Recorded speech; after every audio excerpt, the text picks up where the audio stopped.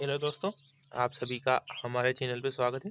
आज हम पढ़ने वाले हैं कक्षा 10वीं अध्याय 1 वास्तविक संख्याएं प्रश्नावली 1.2 जिसका उदाहरण नंबर 9 पढ़ेंगे।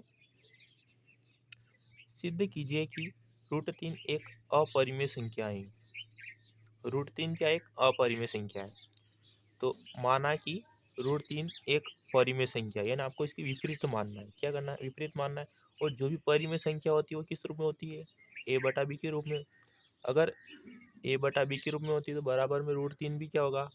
ये परिमेय माना तो ये दोनों क्या हो जाएंगे? बराबर, है ना। जहाँ a और b क्या है? सहअभाज्य संख्या है।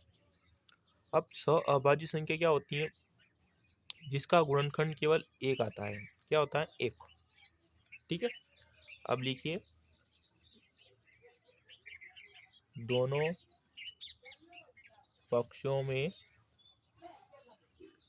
वर्ग करने पर, अगर दोनों पक्षों में वर्ग करेंगे तो क्या है? √3 का वर्ग बराबर a/b का वर्ग हो जाएगा, है ना।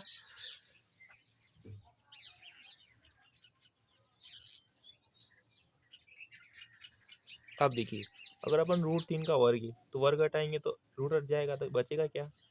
3 बराबर इधर क्या बचेगा? a का वर्ग बटे b का वर्ग, है ना।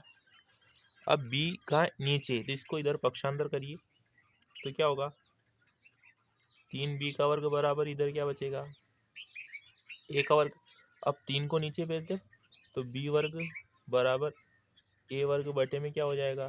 3, है ना। 3 नीचे आ जाएगा, है ना। तो लिखिएगा अर्थात, अब देखिए नीचे क्या है? 3, ऊपर क्या है? a वर्ग, है ना। यानी a का वैल्यू आप जो भी रखोगे, यानी 1 2 3 4 कुछ भी रख सकते हैं, तो a का जो वर्ग आएगा वो 3 से क्या होगा? डिवाइड होगा, है ना। तो लिखिए a वर्ग का गुणनखंड क्या है? 3 है। a वर्ग का गुणनखंड क्या होगा? 3 होगा।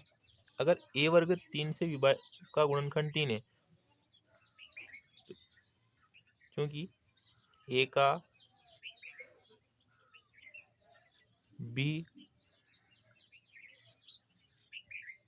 गुणनखंड 3 है, तो a का भी क्या होगा? गुणनखंड 3 होगा। तो अब लिखिएगा, है ना। अब देखिए आपको कुछ चीज मानना है। माना, अब आपको क्या लेना है? यानी a और b आपके साथ है, तो आपको अगला लेना है c। यानी आपको किसके बराबर मानना है? यहाँ ऊपर क्या है? a, तो a के बराबर मानना है। a नीचे क्या है? 3, तो 3 लिखा। अब देखिए a और b आपके पास है तो आपने c मान लिया। क्या मान लिया? c। तो यहाँ लिखिए जहाँ c पूर्णांक है, c भी क्या है? पूर्णांक है ना। अब इसको आप समीकरण नंबर 1 दीजिएगा, तो a की वैल्यू आप समीकरण नंबर 1 में रखिए। क्या रखना है? a का मान, a का मान समीकरण 1 में रखने पर, एक में रखेंगे तो आपकी समीकरण नंबर 1 क्या है? देखिएगा b वर्ग बराबर a वर्ग बटा 3। अब देखिए ये b वर्ग है बराबर a का मान क्या है? 3c। क्या है? 3c। तो 3c पूरे का क्या हो जाएगा? वर्ग बटे में 3, है ना।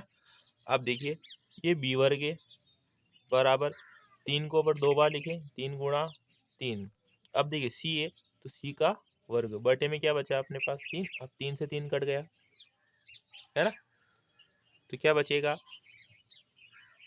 b वर्ग बराबर 3c का वर्ग। अब 3 को ऐसे पक्षांतर करिए तो b वर्ग बटे में क्या आ जाएगा? 3। इधर क्या बचेगा? c वर्ग, है ना।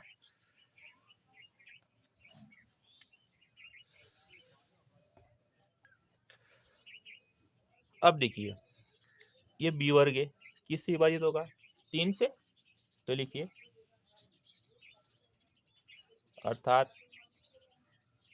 b वर्ग का गुणनखंड क्या है? 3 है ना। अगर b वर्ग का गुणनखंड 3 है तो b का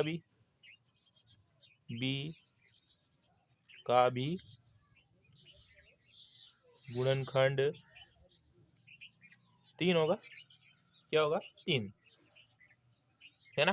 तो अब देखिए a का भी गुणनखंड 3 था और b का भी गुणनखंड क्या है? 3, है ना। तो यहाँ लिखिए a और b का गुणनखंड 3 है। अब a और b का गुणनखंड क्या है? 3 है ना। जो हमारी कल्पना के विपरीत है। जो हमारी कल्पना की क्या है? विपरीत है। क्यों है? क्योंकि देखो a और b का आपने सहभाज्य संख्या मानी है तो इसका गुणनखंड क्या आना चाहिए? 1, लेकिन इसका आया क्या अपने पास? 3, है ना। जो अपनी कल्पना की क्या है? विपरीत है ना। इसलिए a और b में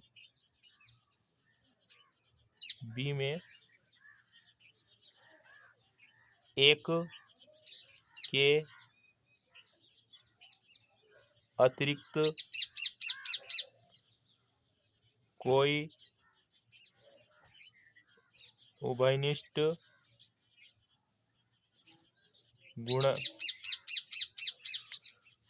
गुणनखंड नहीं है।